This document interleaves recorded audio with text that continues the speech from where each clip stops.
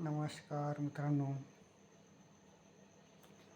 चला आपण मागे 2-3 दिवसापासून जे ॲनालिसिस केलेलं आहे त्यानुसारच निफ्टी 50 वर्क करत आहे. तर बघूया, आपण 1 ऑगस्टला सांगितलं होतं की जे लेवल दिल्या होत्या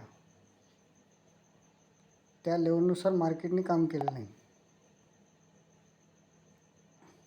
बरोबर, लेवल दिल्या होत्या तुम्हाला एक 24,700ची 24,700ची एक लेवल दिली होती. 24,759ची काहीतरी लेवल दिली होती. अशा दोन लेवल दिल्या होत्या. त्या लेवलपासून एक लेवल दिली होती तुम्हाला 24,713ची आणि एक दिली होती 24,787. त्या लेवलपासून मार्केट खाली येणार होतं. बरोबर आहे. त्यानुसारच 1 ऑगस्टला मार्केट साधारणतः किती वाजता खाली पडलेलं आहे? 10:30 वाजता. बघा, 10:30 वाजता मार्केट 24,787पासून तर 24,540पर्यंत आलेलं आहे.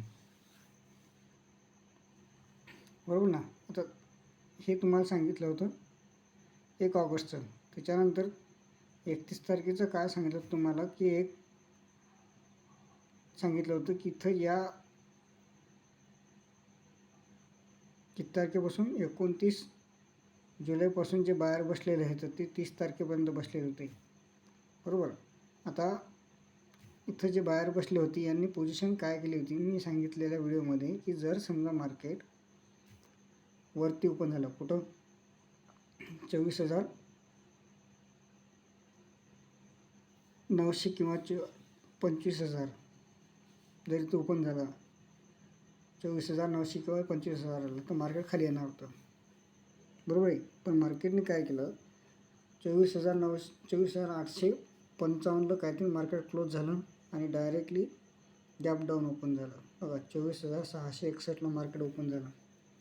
आता हा गॅप फिल करण्यासाठी मार्केटने काय केलं होतं की स्टार्टिंगला पहिले 15 मिनटं वर नेलं, मग 15 मिनटं जागेवर खेळला. आता जागेवर खेळण्याचं कारण असं असते की एक्सपायरीच्या दिवशी प्रीमियम डिके होतात आणि जे छोटे बायर्स असतात ना त्यांचा स्टॉप लॉस 10 किंवा 20 पॉईंटचा असतो. त्या 20 पॉईंटचा स्टॉप लॉस खाण्यासाठी मार्केटने 15-30 मिनिट एका जागेवर राहिलं ना की स्टॉप लॉस लवकर मिळतात. त्यासाठी आपण पोझिशन बनवताना अशी बनवायची आहे की साधारणतः एक पहिली 15 मिनटाची कॅन्डल किंवा 3 मिनटाच्या कॅन्डलवर तुम्हाला जर ट्रेड जमला तर तो बेटर राहतो. तर काय करायचं आहे एक तर 15 मिनटाच्या कॅन्डलवर तुम्ही ट्रेड घेत असाल. 15 मिनटाची कॅन्डल झाल्यानंतर जर समजा पहिली 15 मिनटाची ग्रीन झाली तर दुसरी ही काहीतरी त्या कॅन्डलच्या 30% खाली यायला हवी. म्हणजे तुमचं प्रीमियम खूप खाली येतं. जर 15 मिनटाची कॅन्डल झाली तर प्रीमियम 50 पॉईंटनं खाली येतं. इथं 30 पॉईंटनं मार्केट खाली आलं त्या क्लोजिंगच्या तर प्रीमियम 50 पॉईंटनं खाली येतं. तर सांगितलेल्याच्यानुसार आपण सांगितलं होतं की 54,900ला किंवा 54,900 किंवा 25,000 मार्केट ओपन झालं तर खाली येणार. आपण दिलेल्याच्या लेवलनुसार पहा मार्केटने काय केलेलं आहे. व्हिडिओमध्ये सांगितलं होतं की 24,950ला मार्केट जाणार होतं, खाली ओपन झालं होतं. बघा गेलं मार्केट इथपर्यंत आणि जर वर ओपन झालं असतं तर मार्केट साधारणतः तुम्हाला दिलेल्या लेवलनुसारच मार्केट 24,600पर्यंत येणार होतं. मार्केटने तो पण गॅप फिल केलेला आहे. आता 29 तारखेपर्यंत तसं सांगितलं होतं की मार्केट वर जाणार होतं, पण मार्केटने काय केलं सस्टेन 10:30पर्यंत मार्केट खालीच खेळल्यानंतर वर गेलं. आता हे जे खाली येण्याचं कारण काय राहते की इथं काय करते मार्केट पहिले 15 मिनटं बाहेरला बोलवते, नंतर मग सेलिंग साईडला टाकते. तर हे स्टॉप लॉस आणि पुढ साईडला कोणतीतरी एंट्री घ्यावं म्हणून मार्केटने खाली जोर करतो. तर बघा आता 28-29 तारखेला आपण जे वर्क केलं होतं 27 तारखेला सांगितलं होतं की मार्केट खाली येणार होतं म्हणून आणि 24 तारखेला तर सांगायची गरजच नाही पडली. पहिल्या स्क्रीनशॉटमध्ये तुम्हाला कळलेलं असेल की मार्केट खाली आलेलं आहे म्हणून. आता बघा की आता मार्केट 4 ऑगस्टला काय करणार आहे.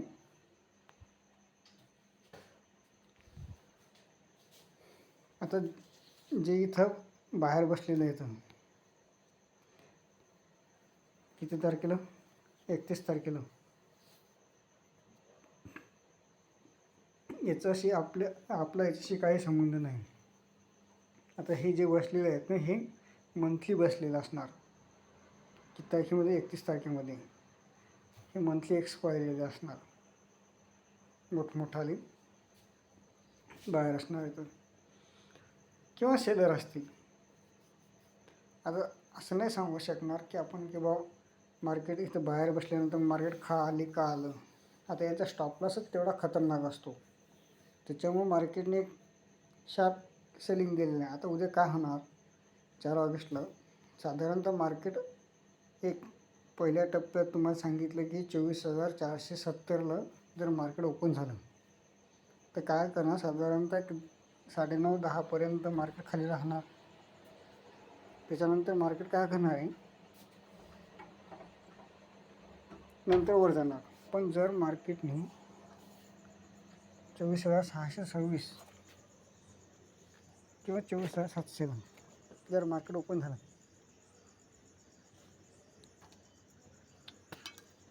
तर मार्केट खाली येणार. हे तुम्ही पक्का असं लक्षात ठेवायचं. 24,700, 24,626 जर इथं ओपन झालं तर मार्केट खाली येणार.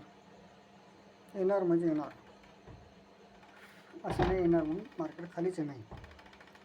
जर गॅप डाऊन ओपन झालं मार्केट तर मग असं समजा की जे मार्केटनी 31 तारखेला मुवमेंट केला होता तसंच आपल्याला 4 ऑगस्टला मुवमेंट बघायला मिळेल. आता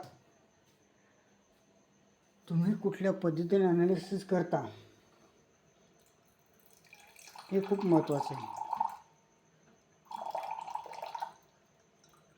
आपण जे शॉर्ट व्हिडिओमध्ये टाकत होतो त्याच्यानुसार जर तुम्ही ट्रेड घेत असाल तर तुमचं खूप जास्त नॉलेजचं प्रमाण वाढतं.